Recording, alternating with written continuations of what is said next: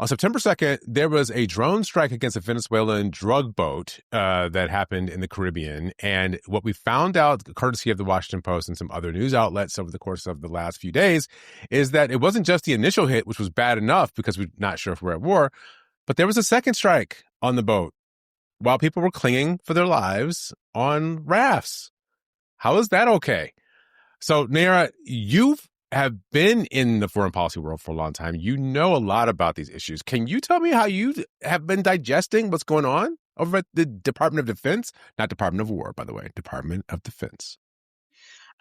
So I did work at the Pentagon. I was first appointed to the Pentagon under Secretary Robert Gates, who you may recall was a Republican serving under the Obama administration. I had several tours there at the Pentagon, as well as at the State Department as a diplomatic liaison, but also really learning and understanding how military operations and structures work, and then helping other people navigate that. And so I am shocked that this is what is happening right now, that it has gotten this messy this quickly. This is not new for the United States to be engaged in operations overseas that other countries don't like. We have a long history in Latin America of trying to put in charge people that we like, using CIA operations, doing gun running. You all probably remember the Iran-Contra affair. So that's part of American foreign policy history. We have used all sorts of legal justifications at the United Nations to conduct war in Afghanistan and in Iraq, right? So this is the United States is generally operating in murky legal territory when it comes to international law, but has generally at least tried or created some narrative fiction around what it does overseas. So the shocking part to me is that the Trump administration hasn't really tried to tell a story about what they're doing. They haven't even tried to get the American public behind them. They're just like, oh yeah, that's a drug boat. Also miles off the coast of a country that we've never really identified as being an issue for narcotics. What?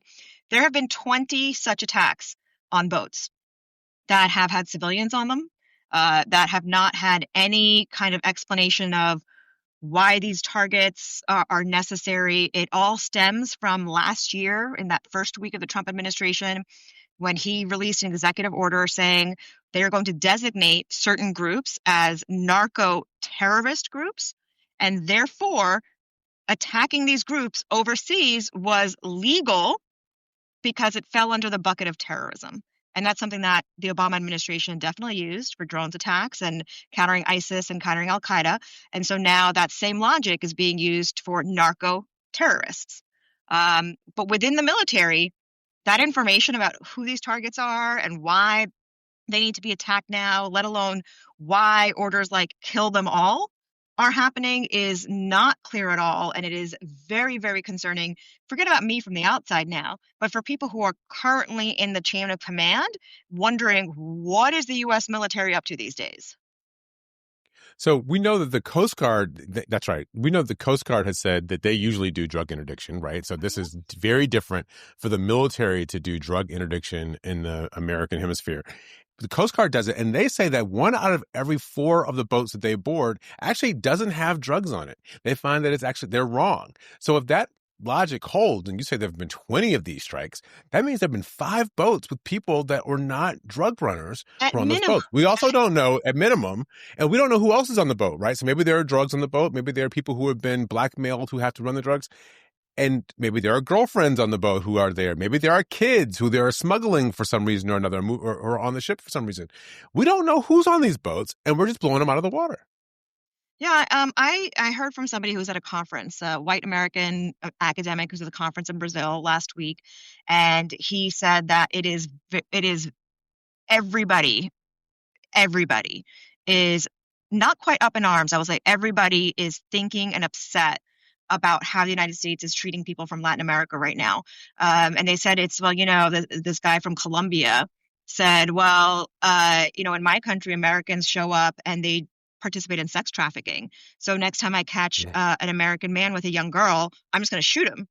And then somebody else jumped in on the panel and said, actually, the better analogy would be to shoot the person when they come off a plane, because that's the disconnect here, right? We are conducting military strikes and killing people who actually have not committed the crime yet.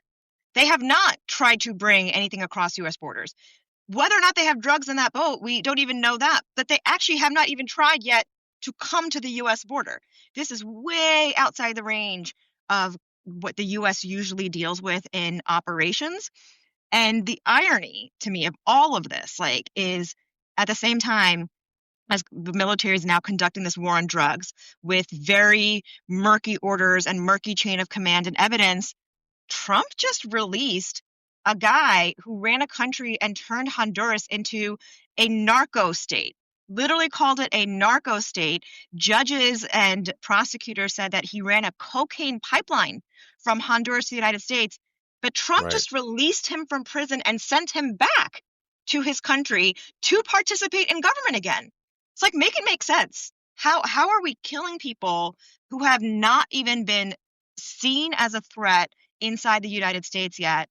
We're killing them, but we're releasing one of the biggest crime lords and managers of a drug pipeline. Right. And as you said a second ago, it could, maybe these people have drugs in the boat. Maybe they don't have drugs on the boat. We don't know.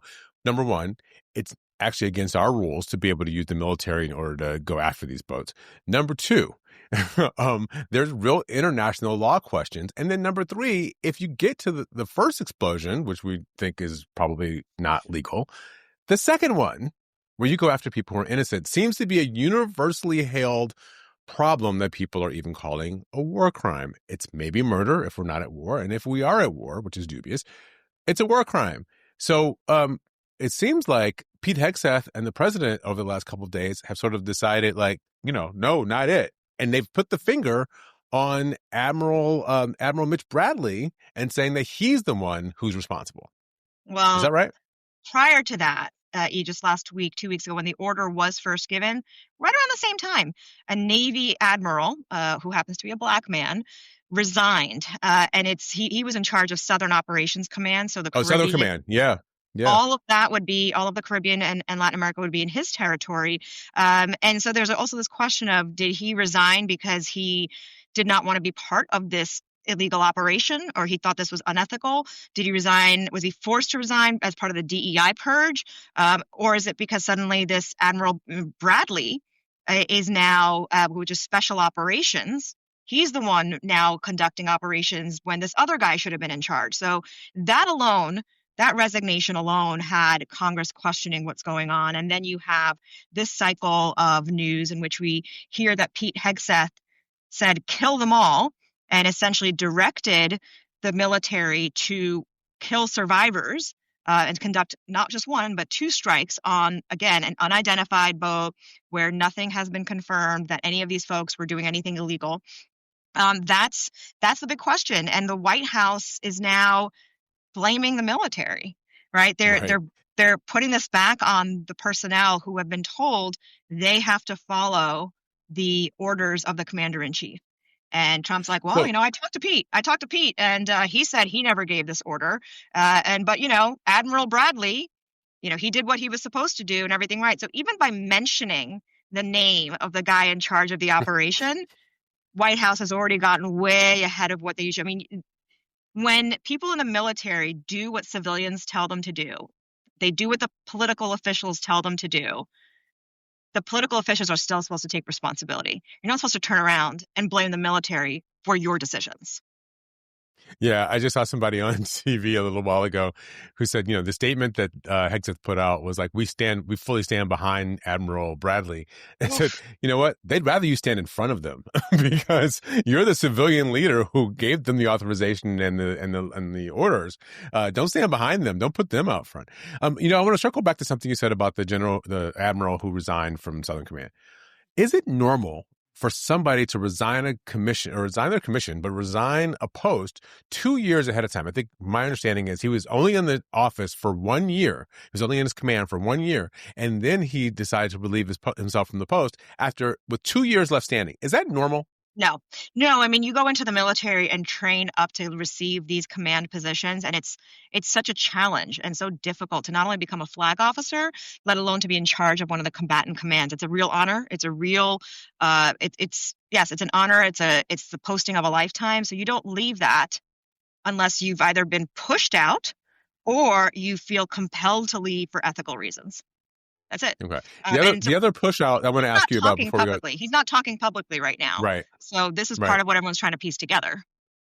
So the other push out that's happened, which also impacts what we're talking about right now this week, is back in the spring, Pete Hegseth fired a bunch of JAG officers from the Army, the Navy, the Air Force, and JAG officers are the judge advocate generals. They're the lawyers and judges who advise the lawyers who advise the civilian command and the leadership about what's legal and what's not. They fired a bunch of them, and Hegseth said at the time he wanted people who weren't going to be obstacles. Who weren't going to be obstacles. So he wanted to hire different lawyers who were going to basically enable them to do what they want. How big a deal is that to lose all these lawyers?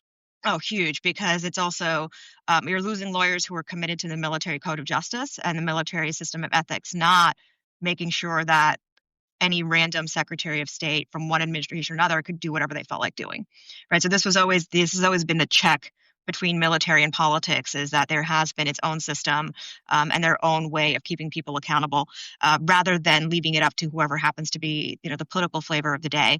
Add on to that Pete Hegseth has also said that he doesn't believe there should be rules of engagement, doesn't believe that the title or even the idea of war crime should exist, because when you're in the theater of war, you should just be about killing people. And that's also a challenge for anybody who's come up as an officer or even as enlisted in the service, because what you've been told is that you're doing things for the right reasons and there's ethical reasons to do them. And it's not just blindly listen to a commanding officer and turn into a killing machine, which is what Hegseth seems to want. And that's pretty scary, because the military Yeah. already has capabilities, awesome power. And there have been mistakes in U.S. history where the United States has had to hold itself and its own military members accountable for these horrors and mistakes that have happened. And now we have somebody not only calls himself the Secretary of War, but seems to think that conducting war is just a fun thing and something that we should be doing first rather than a last resort. You used a word a second ago, accountable. And it's a word that I really don't associate with this administration at all. We have already had the text message scandal where they included a journalist in their private texting about battle plans. And now we have this issue of the double strike on a drug boat, perhaps, quote unquote, drug boat off the coast of Venezuela. And they're not taking responsibility for that. It just seems to me like Pete Hegseth is cosplaying a military general from a movie, right? I mean, we saw him when he brought all those generals and admirals and flag officers from all around the world, and they was, speaking in front of the flag like General Patton in the beginning of that movie. And now he's like barking orders and saying things, and it just feels like he has cosplayed himself into a possible war crime. It seems like the idea is protect Pete at all costs. It's not about protecting the military or Yeah. the service members or taking care of them.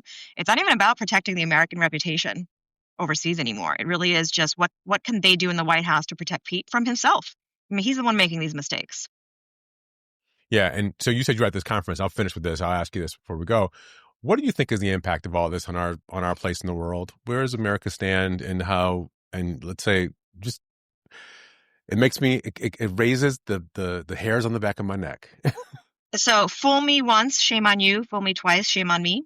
And so I don't think people around the world are fooled anymore by the United States under a Trump administration. They don't anticipate that the United States will abide by any of the rules, any of the agreements that have existed before. You see Europe now trying to take the lead and back up Ukraine when it comes to this really botched negotiation that has the United States running around with Russian talking points. And so the credibility of the United States, that type of power, the power of credibility, that's lost. That power that the United States had that was cultural, that was social, we're losing that. And once the tariffs really hit and we retreat from the economic system that exists in the world, then yes, we'll start to lose our economic power as well. So these are not great days for the United States as part of the global stage. And the irony being Trump is saying that, oh, we don't want any more people from third world countries. I'm like, well, try to keep the United States up in that list of developed countries. Let's see how long we can stay up there, because we were already low in the list of developed countries in terms of education and healthcare outcomes. So, he's breaking some of the stuff that actually worked for the United States on the world stage, and I don't see what for. Again, to protect Pete, to protect Trump family interests, that really seems to be it. It is a mystery wrapped in an enigma that perhaps leads to a crime. Bank account We somewhere. will find out. Right. We will find out. Nothing stays secret for forever. Thank you for joining us. It was so Good great to to be have you back and back. talk to you on it. Yes. Thank Oh, this is so you. much fun. All right. We'll talk again soon.